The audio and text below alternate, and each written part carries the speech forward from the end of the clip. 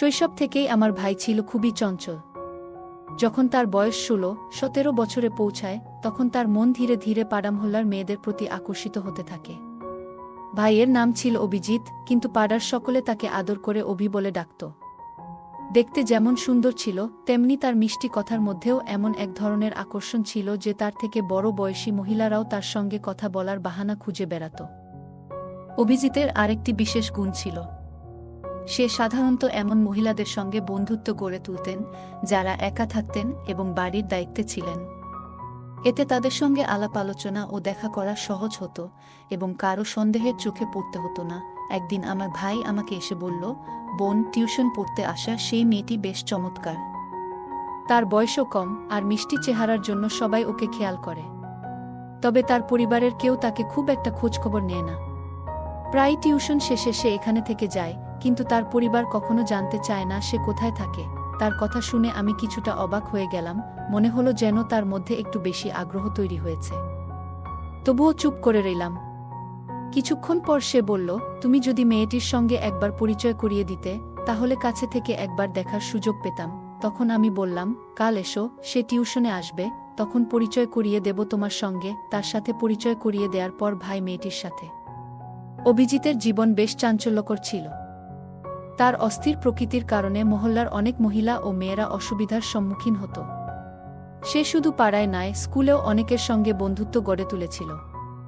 মহল্লার মহিলাদের সঙ্গে মেলামেশা তার কাছে যেন এক প্রকার বিনোদনের বিষয় হয়ে দাঁড়িয়েছিল। এ কারণেই প্রায় আমাদের বাড়িতে তার ব্যাপারে অভিযোগ আসতে শুরু করেছিল। আমাদের আব্বা আম্মার অবস্থা তো আরও খারাপ। তারা ভাবতে ভাবতে কষ্ট পেতেন, আমরা কেমন সন্তানকে বড় করছি। আব্বা প্রায়শই মাথায় হাত দিয়ে আল্লাহর কাছে প্রার্থনা করতেন যেন অভিজিৎ সঠিক পথে আসে, কারণ এতে পরিবারের সুনাম জড়িত। আম্মাও অভিজিৎ এর আচরণে দুঃখে থাকতেন। আসল ঘটনা হল, অভিজিৎ আমাদের পরিবারের বহু আকাঙ্ক্ষিত সদস্য হিসেবে জন্ম নেয়। দীর্ঘ প্রার্থনার পর পরিবারে তার আগমন ঘটে, আর সেজন্য সবাই তাকে ভালোবেসে অভিজিৎ নামে ডেকে বিশেষ স্নেহ করত। অভিজিৎ সবসময় নিজের মতো চলার সুযোগ পেত, আর তার ইচ্ছাকে সবাই গুরুত্ব দিত। এই ভালোবাসার পরিবেশে বড় হতে হতে তার মনে মহিলাদের প্রতি আকর্ষণ জন্মায়। বিশেষত তার চেয়ে বয়সে বড় মহিলাদের প্রতি তার বেশি আগ্রহ ছিল। অভিজিৎ প্রথম এই আচরণ প্রদর্শন করে যখন তার বয়স ছিল 14 বছর। প্রথমে সেটা নিছক কৌতূহল ছিল, তবে ক্রমে এই অনুভূতিগুলো আরও গভীর হতে থাকে। আজকের এই গল্পে আপনাদের জানাতে চলেছি আমার ভাই অভিজিৎ এর একটি গল্প। আর দয়া করে ভিডিওটি ভালো লাগলে ভিডিওতে একটি লাইক করে দাও। সবার আগে জানাই, আমার নাম পূজা। আমার ভাই অভিজিৎ, যাকে সবাই আদর করে অভি বলে ডাকে, ছোটবেলা থেকেই কিছুটা অদ্ভুত স্বভাবের ছিল। যখন একটু বড় হলো তখন সে প্রায়ই নিজের ঘরে দীর্ঘ সময় ধরে বন্দি থাকত।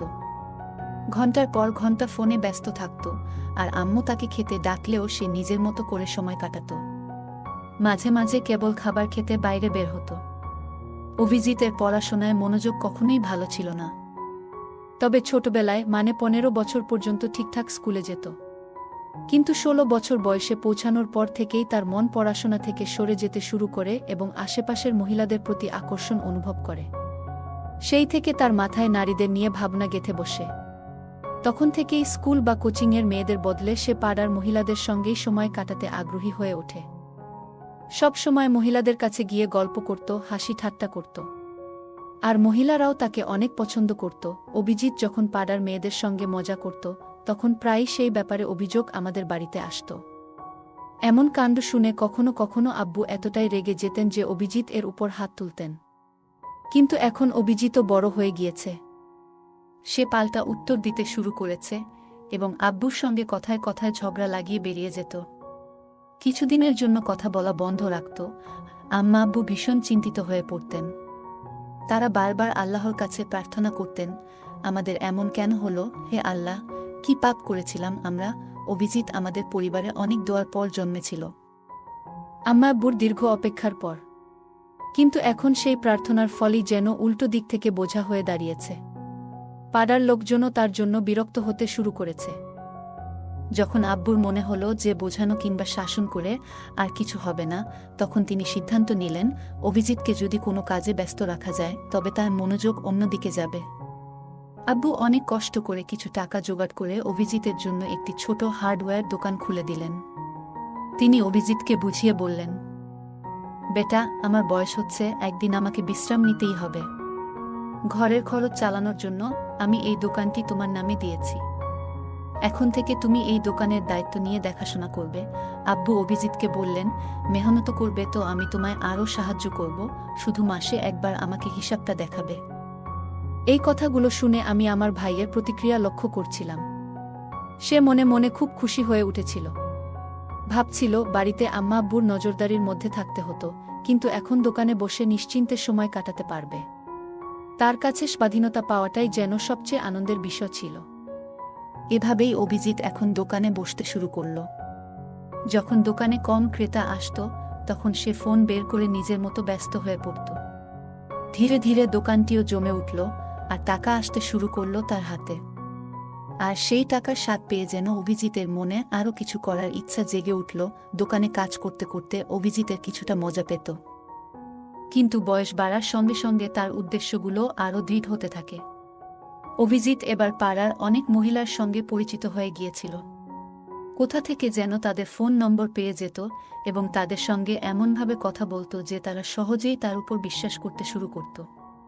তার সাথে যারা কথা বলতো তারা বেশিরভাগই মহিলারা বিধবা ছিল।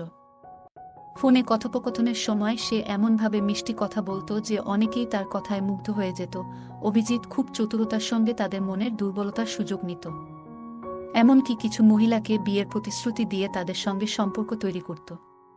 কয়েকদিন তাদের সঙ্গে আনন্দের সময় কাটিয়ে যখন তার ইচ্ছে মিটে যেত, তখন সে কোনো খোঁজ না রেখেই সেই সম্পর্ক থেকে বেরিয়ে আসত এবং নম্বরও মুছে ফেলত।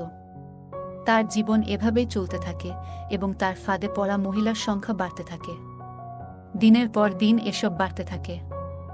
অন্যদিকে আম্মা আব্বু অভিজিতের এই আচরণে ভীষণভাবে কষ্টে ছিলেন। আম্মা আব্বু আল্লাহর কাছে দোয়া করতেন যেন অভিজিৎ একদিন ঠিক পথে ফিরে আসে। কিন্তু আমার ভাই অভিজিৎ তার আচরণে পরিবারের সবাইকে সবসময় চিন্তায় রাখত।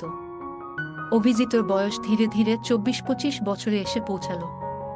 তখন আব্বা আম্মার মনে তার বিয়ের চিন্তা আসে। তারা ভাবতে শুরু করেন যে তাদের ছেলে এখন নিজের কাজে মনোযোগ দিচ্ছে।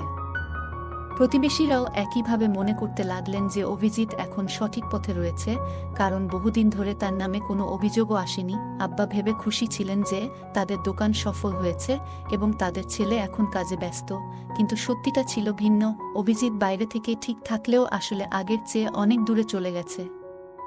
যদি আব্বা জানতেন যে তার ছেলে এখনও বহু মহিলার সঙ্গে যোগাযোগে রয়েছে, তবে হয়তো তিনি এই ধাক্কাটা সামলাতে পারতেন না।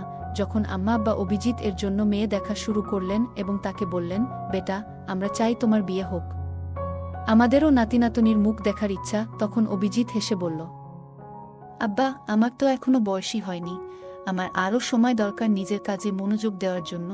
আব্বা অভিজিৎকে বললেন, বেটা, বিয়ের পর তোমার কাজ থেমে যাবে না, বরং তুমি তোমার স্ত্রীকে সঙ্গে নিয়ে আরও ভালোভাবে ব্যবসা সামলাতে পারবে। আমাদের ইচ্ছাটাও পূরণ হতে দাও। অনেকটা না চাইতেও অভিজিৎ আব্বা আম্মার কথায় বিয়েতে সম্মতি দিল। এরপর তারা একটি মেয়ে পছন্দ করলেন। সে মেয়ে এতটা সুন্দর না হলেও বেশ গৃহস্থালী কাজ জানত এবং ঘর ভালোভাবে সামলাতে পারত। মেয়েটির এই গুণাবলী দেখে আব্বা আম্মা তাকে পছন্দ করেন এবং অভিজিৎ এর সঙ্গে তার বিয়ে দেন। যখন অভিজিৎ এর স্ত্রী নতুন কনে হয়ে আমাদের ঘরে এলো, তখন প্রথম রাতেই অভিজিৎ তাকে বলল, এই বিয়েতে আমার খুব একটা আগ্রহ ছিল না, আমি শুধু আমার আব্বা আম্মার খুশির জন্য এই বিয়ে করেছি। তাই তুমি এই বাড়িতে তাদের সেবা করবে, কিন্তু আমার ব্যাপারে কিছু বলবে না। আমি কি করি, কোথায় যাই, কি খাই, এসব নিয়ে কোনো প্রশ্ন করবে না। তার স্ত্রী কিছু না বলেই রাজি হয়ে গেলেন এবং সেভাবেই সংসার শুরু করলেন। অভিজিৎ এর স্ত্রী তার কাজের মাধ্যমে শ্বশুর শাশুড়ির মন জয় করতে পারলেও অভিজিৎ এর মন জয় করতে পারলেন না।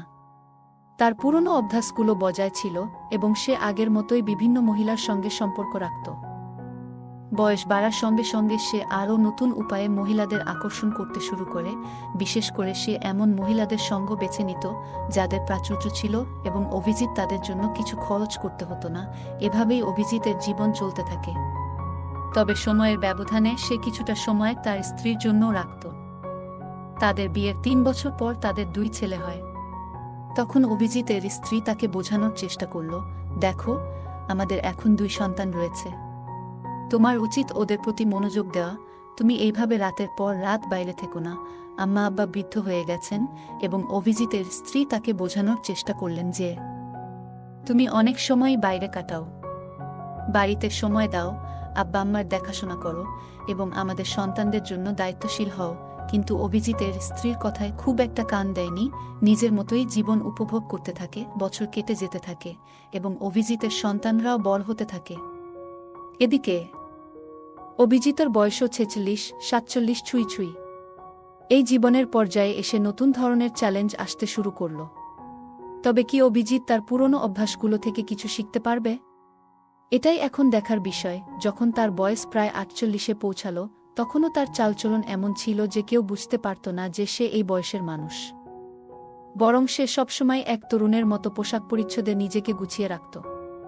আর্থিক দিক থেকেও কোনো অভাব ছিল না তার জীবনে।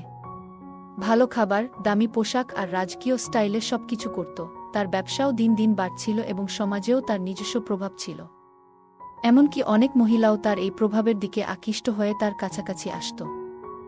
একদিন হঠাৎই আমাদের পাড়ার এক ব্যক্তি প্রচণ্ড রাগ নিয়ে আমাদের বাড়িতে এলো এবং সে এসেই বলল, বোনজি, দেখুন আপনার ভাইয়ের ছেলে তো একেবারে সীমা ছাড়িয়ে গেছে। স্কুলের এক মেয়েকে বিরক্ত করছিল। এটা শুনেই আমি হতবাক হয়ে গেলাম। ভাবতে লাগলাম, আমার ভাই অভিজিৎ যখন ছোট ছিল তখনও ও কিছু অপকর্ম করেছিল, আর এখন তার ছেলেরাও সেই পথেই হাঁটছে। আমার ভাই অভিজিৎ ছোটবেলায় একটু দুষ্টু প্রকৃতির ছিল, অনেকটা বেপরোয়া স্বভাবের। এখন তার সন্তানরাও যেন বাবার সেই বেপরোয়া স্বভাবটিই গ্রহণ করছে। অভিজিৎ কিছুদিন আগে গ্রামে ফেরার পর আমি তাকে তার ছেলেদের এইসব আচরণের কথা জানাই। এতে সে বেশ চিন্তিত হয়ে পড়ে এবং তাদের সঠিক পথে ফিরিয়ে আনতে বোঝানোর চেষ্টা করে। কিন্তু ছেলেরা যেন বাবার নিজের ছোটবেলার কর্মকাণ্ডেরই প্রতিচ্ছবি, তারা তার কথা শুনতেই চায় না। অভিজিৎ উপলব্ধি করে তার ছোটবেলায় করা ভুলগুলোর ছায়া যেন এখন তার ছেলেদের মধ্যেই দেখতে পাচ্ছে। একসময় সে অতীতে ফিরে যায়, তার জীবনের একটি বিশেষ সময়ের কথা মনে পড়ে। তখন তার বন্ধুত্ব হয়েছিল একজন অভিজ্ঞ শিক্ষিকার সাথে, যিনি একাকী জীবন কাটাচ্ছিলেন আর তিনি বিধবা ছিলেন। ধীরে ধীরে তাদের মধ্যে থাকা দূরত্বগুলো মুছে যেতে থাকে, আর সেই শিক্ষিকা যেন তার জীবনের সবচেয়ে বড় অনুপ্রেরণা হয়ে ওঠেন। একদিন গল্প করতে করতে সেই শিক্ষিকা হঠাৎ জানতে চান, তোমার কি আগে কখনো এমন অনুভূতি হয়েছে কারো সঙ্গে? আমার আগে আমার ভাই তার পুরনো অভ্যাসে ফিরতে শুরু করল। একদিন সেই মহিলা তাকে বলল, তোমার তো পরিবার আছে, স্ত্রী, সন্তান, আর অন্য কোনো সম্পর্ক তো নেই, তাই তো? আমার ভাই তখন মৃদু হাসি দিয়ে বলল, না না, আমি তো কোনো অন্যরকম সম্পর্ক রাখি না। এই কথা শুনে সেই মহিলা একটু চিন্তায় পড়ে বললেন, তাহলে অবিবাহিত কারো সাথে কখনো এমন কিছু করনি? ভাই তখন নিজের নিরীহ ভাব ধরে বলল, না, একদমই না। কিন্তু সেই মহিলা তার মিথ্যা বুঝে ফেললেন। এরপর কিছুক্ষণ চুপ থেকে বললেন, আমার কাছে এক মেয়ে টিউশনে আসে, দেখতে খুব সুন্দরী, তোমাকে ওর সাথে পরিচয় করিয়ে দেব। ভাই প্রথমে একটু অবাক হলেও মনে মনে খুশি হতে লাগল। সে ভাবল, কেন এই মহিলা এমন প্রস্তাব দিচ্ছেন? মনে মনে দ্বিধায় থাকলেও রাজি হয়ে গেল। মেয়েটির নাম শুনে তার চোখে এক অদ্ভুত আনন্দ ফুটে উঠল, কারণ কম বয়সী মেয়েদের দিকে তার একটু বেশিই নজর থাকত। একদিন আমার ভাই আমাকে বলল, বোন, সেই মেয়েটি খুব সুন্দর, ছোট্ট বয়সের মিষ্টি চেহারার। ওর পরিবারও ওকে তেমন একটা খেয়াল করে না। সে যখন টিউশনে আসে প্রায় রাতে থেকে যায়, অথচ ওর পরিবার থেকে কখনো জানতে চায় না সে কোথায় থাকে। ভাইয়ের কথাগুলো শুনে আমি একটু অবাক হলাম, মনে হলো সে যেন কিছুটা বেশি আগ্রহ দেখাচ্ছে। তবে কিছু বললাম না। কিছুক্ষণ পরে সে আমাকে বলল, একবার পরিচয় করিয়ে দাও তো মেয়েটার সঙ্গে, কাছে থেকে একটু দেখা উচিত। আমি তখন বললাম, কাল আসো, সে টিউশনে আসবে, তখন তোমার সঙ্গে পরিচয় করিয়ে দেব। পরের দিন দুপুরে অভিজিৎ এলো। সেই মেয়েটি পড়াশোনায় ব্যস্ত ছিল, আর তার চেহারা দেখে অভিজিৎ এর চোখে অদ্ভুত এক উজ্জ্বলতা ফুটে উঠল। তবে মেয়েটি তার দিকে না তাকিয়ে নিজের বইয়ের মাঝে ডুবেছিল। অভিজিৎ কয়েকবার তার সঙ্গে কথা বলার চেষ্টা করল, কিন্তু মেয়েটি কোনোরকম সাড়া দিল না, বরং নিজের পড়ায় মনোযোগী থাকল। একদিন আমি জরুরি কাজে বাইরে যাচ্ছিলাম। যাবার আগে ভাইকে ইঙ্গিত করে বললাম, আমি কিছুক্ষণের জন্য বাইরে যাচ্ছি, তুই নিজের দায়িত্ব নিজেই সামলাবি। বাইরে যাওয়ার পর অভিজিৎ মেয়েটির দিকে এগিয়ে গেল এবং কথা বলার চেষ্টা করল। মেয়েটি প্রথমে একটু অবাক হলেও বিনয়ের সাথে কয়েকটা কথা বলল। কিন্তু এরপর মেয়েটি বুঝতে পেরে আর কথা বাড়াতে চাইল না। এই ঘটনার পর থেকে মেয়েটি আর পড়তে আসেনি। আমি ভাইকে এ বিষয়ে জানতে চাইলে সে শুধুমাত্র হেসে বিষয়টা এড়িয়ে গেল। এতে পরিস্থিতি একটু জটিল হয়ে উঠল, আর আমি আশা করেছিলাম ভাই নিজের দায়িত্বের গুরুত্ব বুঝে সঠিক পথে চলবে। ভাই বলল, বোন, তুমি বুঝবে না, যারা একবার আমার সঙ্গে বন্ধুত্ব করে তারা প্রায়ই আবার দেখা করতে আসে। দেখো, কিছুদিনের মধ্যেই ও ফিরে আসবে, কিন্তু সেই প্রতীক্ষার দিন আর কখনো ফিরে এলো না। তখন ভাইয়ের মন একটু বেশি প্রায়শই মেয়েদের দিকে আকৃষ্ট হতো, বিশেষ করে যাদের জীবনে কিছুটা অভাববোধ আছে। তাদের প্রতি তার আলাদা একটা সহানুভূতি ছিল। প্রথমে ভাই কিছুদিন অপেক্ষা করেছিল, ভেবেছিল মেয়েটি আবার আসবে। কিন্তু সময় যেন অন্য কিছু ঠিক করে রেখেছিল। একদিন রাস্তায় হাঁটতে গিয়ে হঠাৎ একটি চেনা কণ্ঠ শুনে সে থমকে দাঁড়ায়। অবাক হয়ে ফিরে দেখে সেই পরিচিত মুখ, যে কিনা তার জীবনের পুরনো স্মৃতির এক অংশ ছিল। এ যেন অতীতের কোনো স্মৃতির হঠাৎ উপস্থিতি। ভাইয়ের মনে কিছুটা অপরাধবোধ জাগে, কারণ সে সেই মহিলার সঙ্গে কিছু সময় কাটিয়ে হঠাৎ চলে গিয়েছিল। মহিলা তখন তাকে থামিয়ে জিজ্ঞেস করলেন, তুমি কি জানো তোমার চলে যাওয়ার পর আমার জীবনে কি ঘটেছিল? ভাই প্রথমে কিছুটা অবাক হলেও মনোযোগ দিয়ে শুনতে শুরু করল। মহিলার চোখে কষ্টের ছাপ স্পষ্ট, আর মুখে জমে থাকা জীবনের দীর্ঘদিনের বেদনা ফুটে উঠছে। তিনি বলতে লাগলেন, তোমার চলে যাওয়ার পর আমার জীবন পুরোপুরি বদলে গিয়েছিল। মহিলা বলতে লাগল, আমি যখন অন্তঃসত্ত্বা হয়ে পড়লাম, তখন আমার নিজের পরিবারের সদস্যরা আমাকে ভুল বুঝে বাড়ি থেকে বের করে দিল। অনেক জায়গায় ঘুরে একসময় এক ছোট্ট ভাড়া করা ঘরে আশ্রয় নিলাম। সেখানে মানুষের বাড়িতে কাজ করে কোনোভাবে নিজের দিন চালাতে লাগলাম। তোমার সঙ্গে দেখা হওয়ার পরে এতদিন পর শুধু একটা কথাই জানাতে এসেছি, আমার সন্তান তোমারই রক্তের অংশ। ভাই এই কথা শুনে যেন স্তব্ধ হয়ে গেল। সে হতবাক হয়ে বলল, কিন্তু কি প্রমাণ আছে যে সে আমার সন্তান?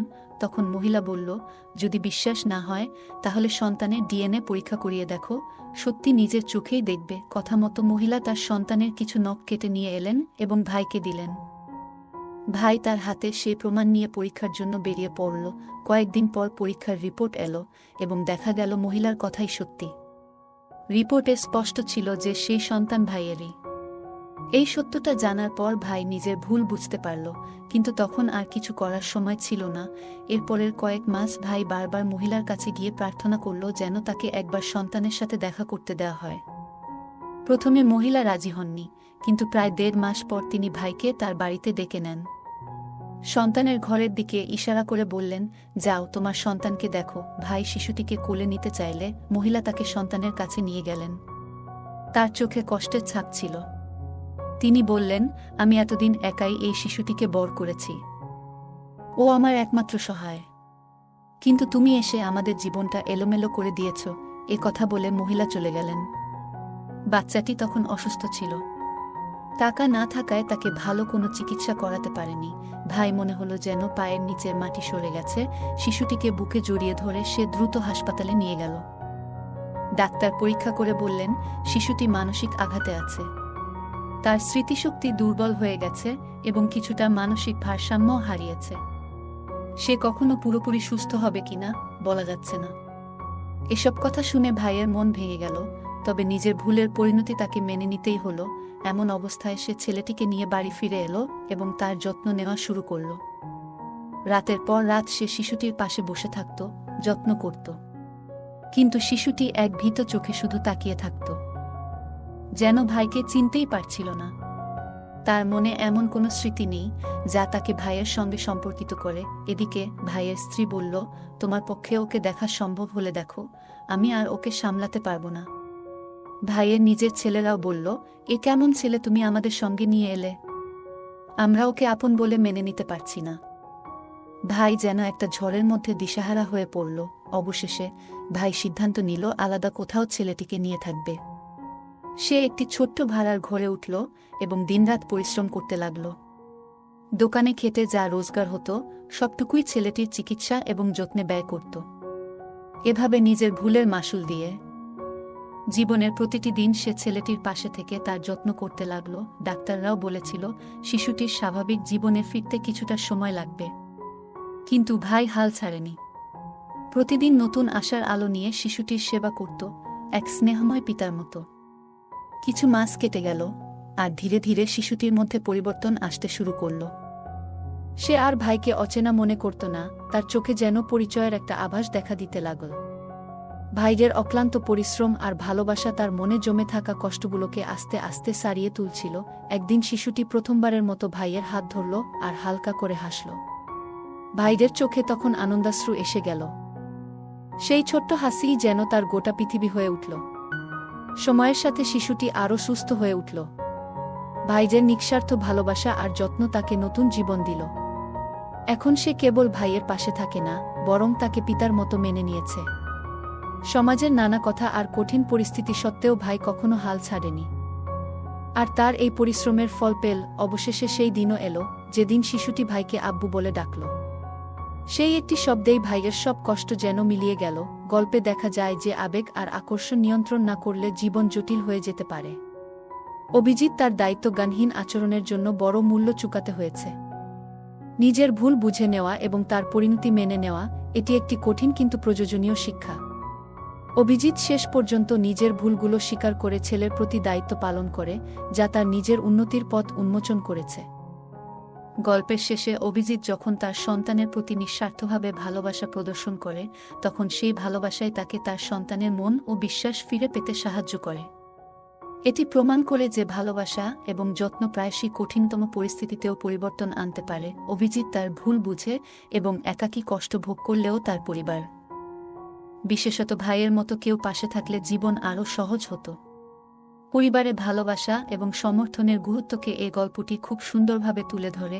অভিজিতের জীবনের চঞ্চল স্বভাব এবং নিয়ন্ত্রণহীন আকর্ষণ তার জীবনে বিপর্যয় ডেকে আনে। গল্পের শুরুতে দেখা যায় তার অস্থির স্বভাবের কারণে সে প্রায়শই ভুল সিদ্ধান্ত নিয়ে বসে, যার মধ্যে তার পরিবারের প্রতি দায়িত্বের ঘাটতি স্পষ্ট। অন্যদের জীবনে ঢুকে পড়া এবং নিজের আকর্ষণকে সঠিকভাবে নিয়ন্ত্রণ না করার জন্য শেষ পর্যন্ত তার নিজের জীবনই ধ্বংসের মুখে পড়ে। এটি শেখায় যে আমাদের আবেগ এবং দায়িত্বের মধ্যে ভারসাম্য বজায় রাখা কতটা জরুরি, কারণ অসচেতনভাবে নেওয়া সিদ্ধান্ত আমাদের এবং অন্যদের জীবনকেও ক্ষতিগ্রস্ত করতে পারে। বন্ধুরা, যদি এই গল্পটি ভালো লেগে থাকে তাহলে দয়া করে ভিডিওটি লাইক করুন এবং আমাদের চ্যানেলটি সাবস্ক্রাইব করুন। পাশে থাকা বেল আইকনটি প্রেস করুন, যাতে করে আমরা যখনই নতুন ভিডিও আপলোড করি তার নোটিফিকেশন সবার আগে আপনার কাছে পৌঁছে যায়। ধন্যবাদ। দেখা হবে আমাদের পরবর্তী ভিডিওতে।